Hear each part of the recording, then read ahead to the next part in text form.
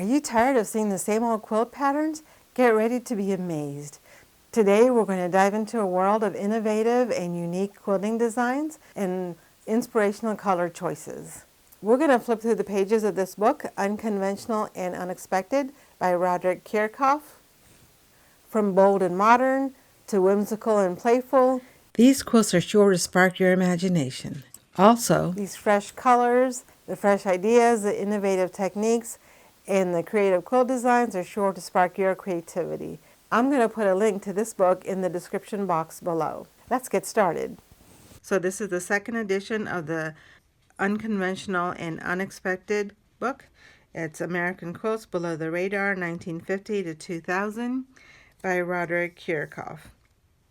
I first saw this book at the library as a first edition, and I really liked the book, and I decided that I do still want it, and so I purchased it for myself. And so let's go into it and show you what this book looks like.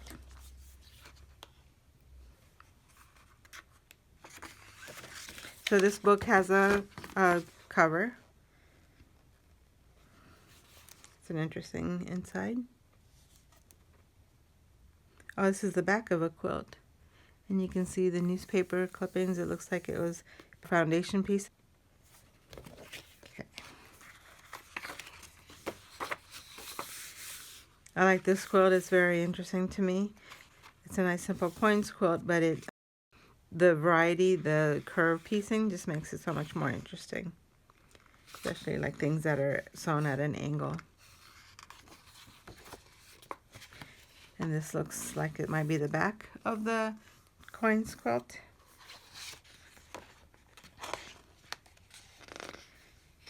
This is a nice one too. This is just fabric sewn together with patches on them. I like this quilt too with the stripes. It looks like foundation piece also, and then sewn into blocks with sewn into a quilt with sashing. There's a lot of essays by a bunch of different people. I still haven't read the essays. I just got the book recently.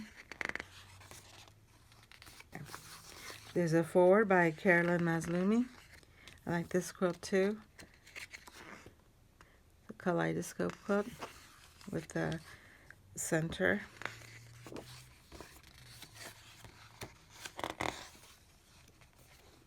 This one's very unconventional. It's got the very traditional basket blocks, but then it's set in a very improv way.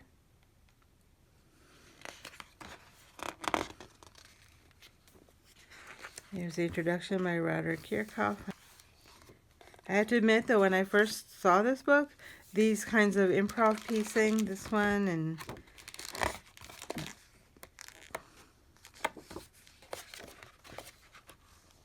this one, it just made it seem like they're just scraps sewn together, and that's something that I don't need inspiration to do. I can just do that on my own based on what fabric I have. So that was something that at the beginning, the last time when I looked at it, didn't seem like it'd be worthy of exploring. This is a nice one too, the plus blocks. But they're not all plus blocks, so it's just a unique way of putting them together based on how much fabric is available. So these to me, I have backs of quilts that look like this, and it's nice to see these as an art form, that the back of the quilt is also interesting and worthy of looking at as art by itself. But I do have quilts that look like this in the back just because I like to piece, especially at the beginning when I was buying small pieces, I was able to use up the leftover scraps and also the bigger pieces into a quilt, into a back of a quilt.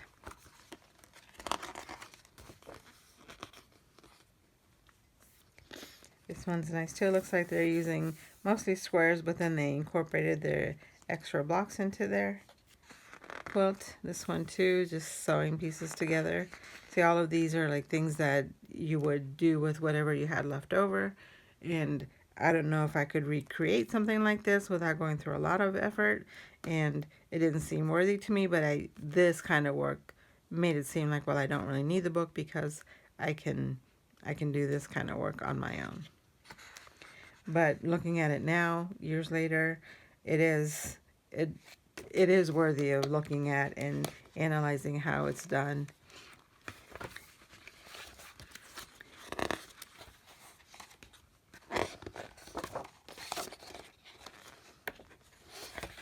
There's the date on this thing. And the purpose of a quilt book like this is not to be able to reproduce it. That's not the only reason to have a quilt book like this. Reproducing a quilt is not the only goal for a quilt book. I can still just admire it, enjoy the fact that it's made, and use that as inspiration for more of my quilt backs. There's the cat.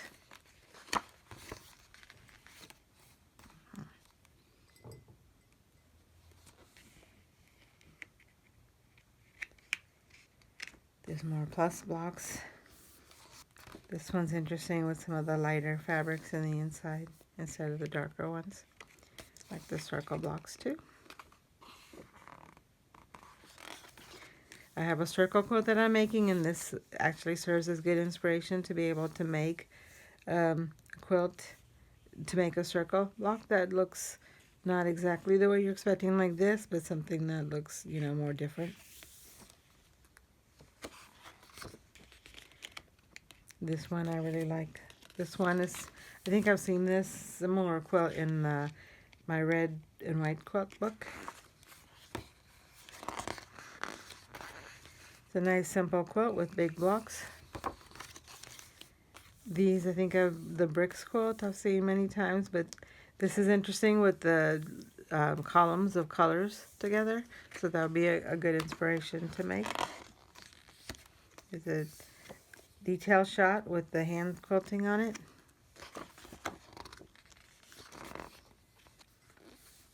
This is interesting where you're making rows where you have columns of strips, but then some of them go around, maybe just to make it bigger at the end. But there's some at the side too, so maybe this was the original and then they added on to both sides. I like this one too with all the variety of fabrics.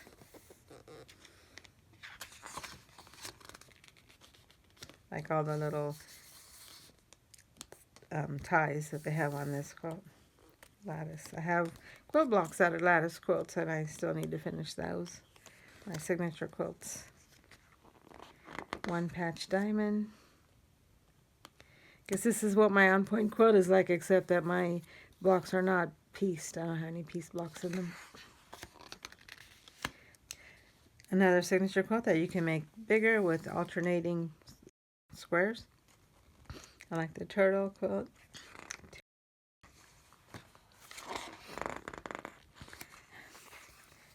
Sunbonnet Sue. This is another scrap one. Looks like an orphan block type of a quilt. There's a jeans quilt. This one's called bow tie variation, but it looks like band-aids to me. Looks like they might be applique on actually. I like the circle quilt too with the background. That's a surprise. This one looks like just something that you just put together too. It's called flag because of the stripes.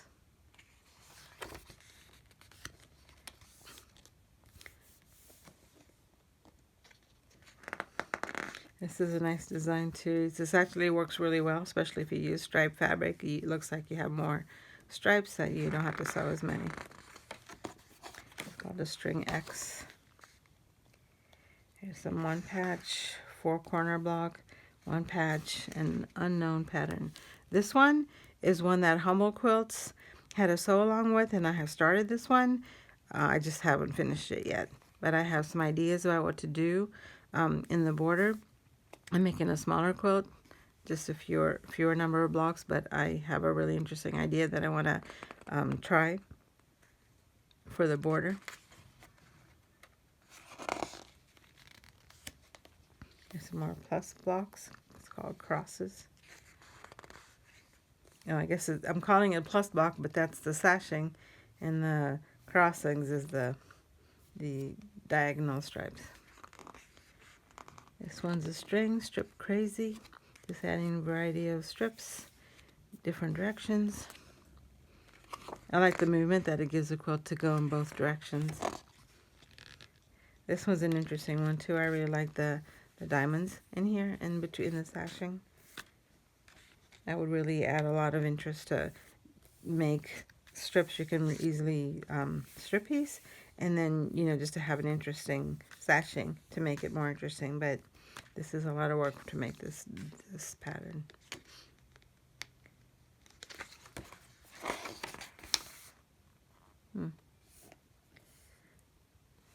This grid with prairie points. Yeah, they're making prairie points in here.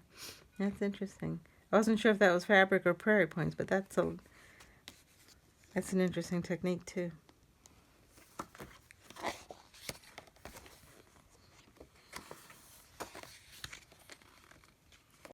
I like this too with the courthouse step layout, housetop variation.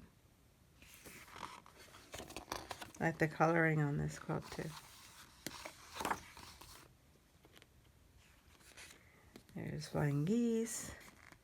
This one's called hummingbird.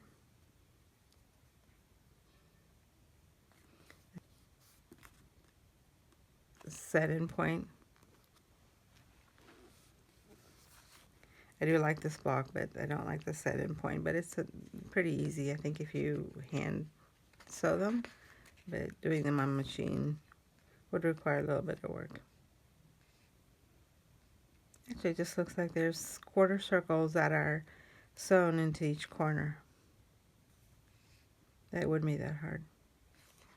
Okay, so there's stripes. There's a variety of fabrics in the back, but then the circles, that actually adds the cohesiveness to the quilt. I like that quilt too. Here's more circles into squares.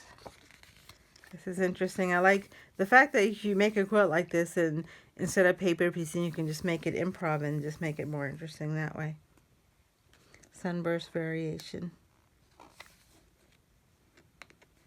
I like that.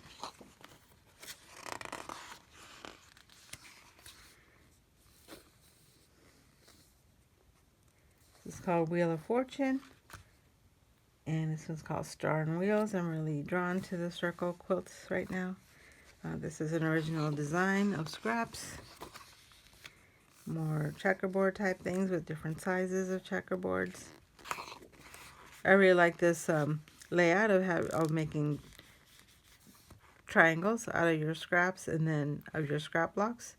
And then it just creates such an interesting design once you're done with that.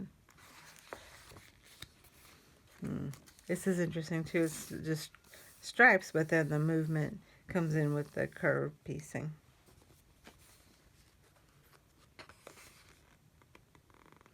Surprised that they use the same fabric on the curves. I don't think I would have thought about doing that, but that's a good technique to think about.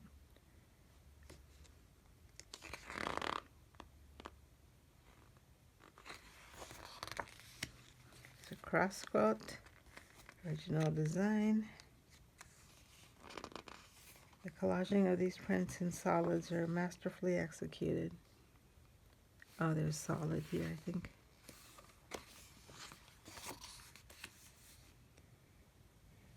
The boots quilt. I like the idea of making an S quilt. I might do that someday. And I like the fact that they have some of them backwards too.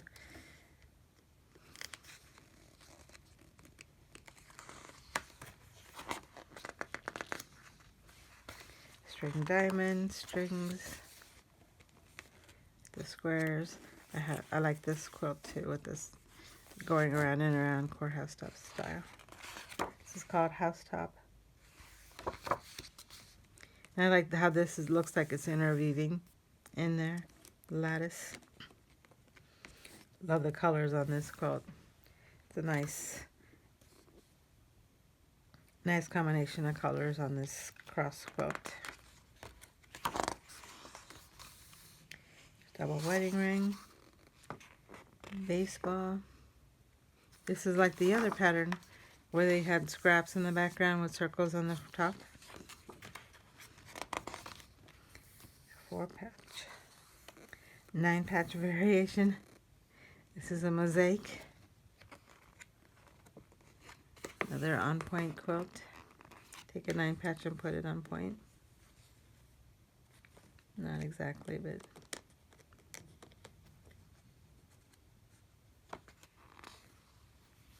kind of looks like a 9-patch on point, but it's made differently than that.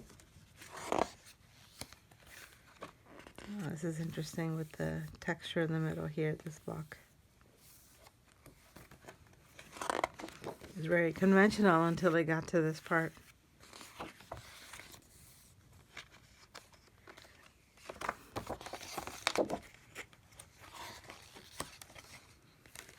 See, this one's just using up scraps. This one and this one too.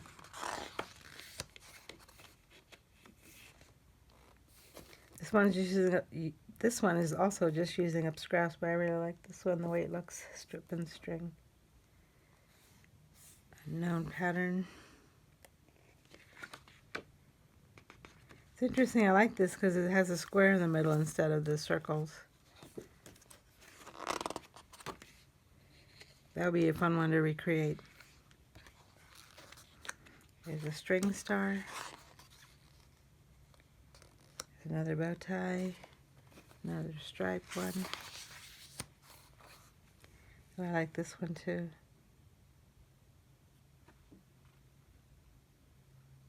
Looks like DNA almost with the strips and then the circles around it. I like the ties on this quilt. It just had so much interest to just some scraps that are sewn together. And the curved pieces too are cool.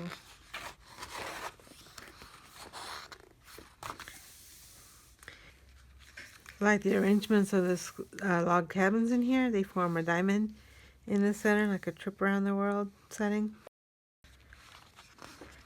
but in a casual way.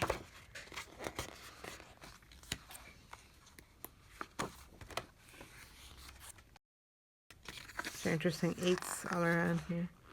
Maybe they're just sewn there. This is the second example I know with this pattern. They both say the same construction method, the motif with the number 8 and the machine stitch grids.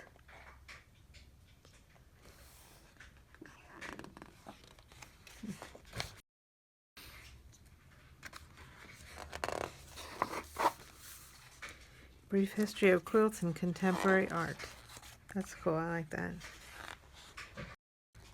Yo-yo quilts. This looks like they're pieced on a background. Yeah, applique to the backing with the flowers on the center.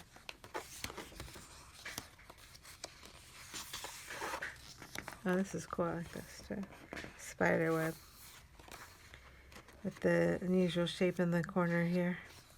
With the way the color arrangement turned out. Ooh, I like the liveliness of this quilt too. This is the best way to make improv quilts, is to make blocks. That way you can cut them up into straight pieces and it makes it easier to piece in rows. Then you don't have to worry about trying to make everything fit just right. I like this one too. This is another similar to the pattern we saw already on another quilt in this book.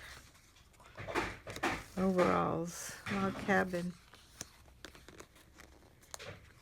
My dog is eating right now. That's all the noise you hear in the background. She's eating in a puzzle.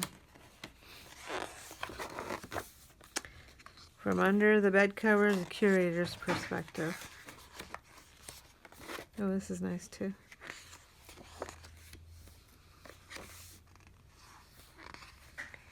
Crazy log cabin variation. The lines, I like the straight lines.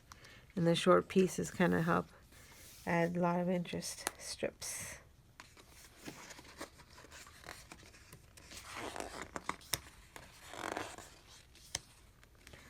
spider web,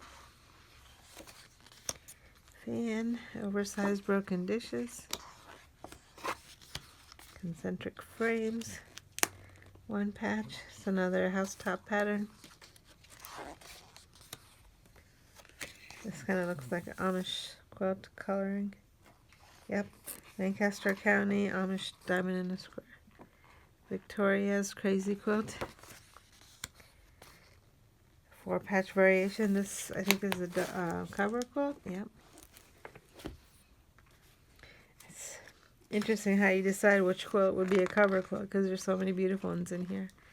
This is nice with the straight strips, but then there's enough interest in the other blocks, in this one especially, to make it lively. This looks like a back of a quilt. Yep, backing.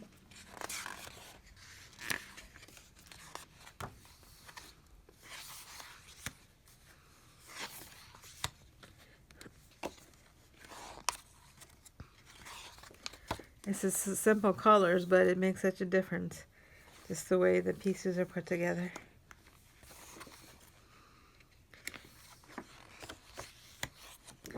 Pegasus. I like this orange color and the way they're put together. 9-patch. See how a simple 9-patch can look so many different ways. More snakes. Double wedding ring variation. Central medallion. It says 1 patch, but some of these squares are different sizes, it looks like.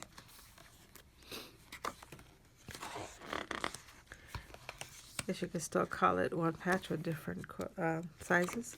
Bow tie. This is a nice one too. Mosaic rose, based on the 1 patch. It's more like a trip around the world quilt. Cross. String. Old Italian block. Grandmother's flower garden. House. Another 9-patch. Unknown pattern.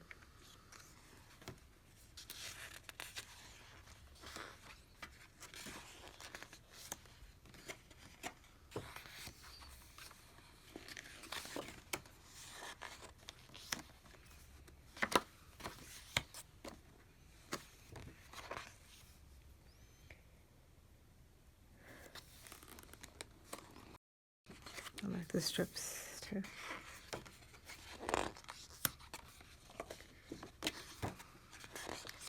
So many quilts in here that are worthy. Both of these, this one, and this one, they're all worthy of remaking. Of course, mine would look different from there just because of the fabrics that I use and the way I change up the pattern as I go along.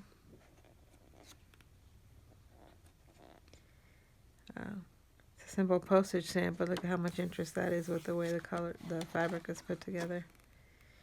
A lot of it is very plain, and then some of it just looks like it was thrown together. Maybe it's just because they use some darker fabric as their lights.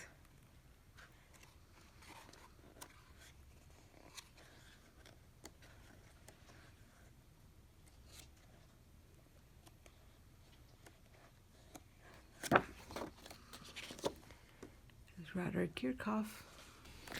I'm really glad that I bought this book. Every time that I flip through it, I see a different quilt that draws my attention and interest. This video is not sponsored. I just really like it. I'll put a link in the description box for the book if you're interested. I hope you enjoyed flipping through the pages of this book with me. Thank you for watching. I appreciate all of your support. I hope you have a bright and wonderful day. And we'll see you in the next video.